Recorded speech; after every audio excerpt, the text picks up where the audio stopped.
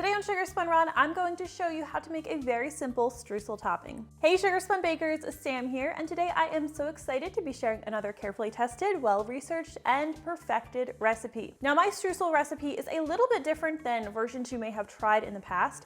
It's honestly much easier to make. I personally think it is much more flavorful, and it is perfect for topping off a dozen muffins or maybe a coffee cake. You can really put it on whatever you'd like. This recipe takes less than 5 minutes to make, so let's get started. You're going to need 1 1/4 cups of all-purpose flour. We will be adding 1/2 cup of firmly packed light brown sugar, 1/3 cup of granulated sugar, and just 1/4 teaspoon of salt. Now use a spoon or a whisk to stir these ingredients together until they are well combined.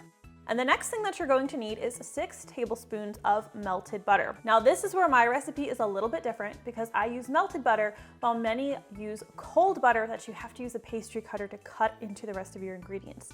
Instead, we are simply going to just drizzle this melted butter over our flour mixture.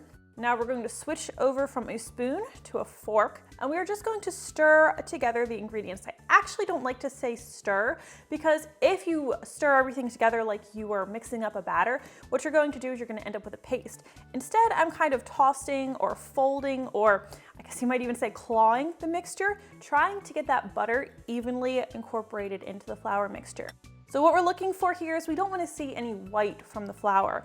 We want it all to be moistened, and we want the mixture to look sandy and have lots of those big clumps. And we don't stir, we don't use a spatula because we don't want to break up any clumps. We just want to keep tossing everything together until all of that flour mixture has been moistened by the butter. You see these big clumps in here? Those are beautiful. That's exactly what you want in a streusel.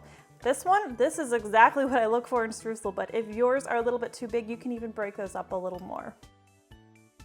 All right, and that is how simple it is to make my streusel. Now, you don't want to eat this raw. You do want to put it over muffin batter or coffee cake batter before baking it.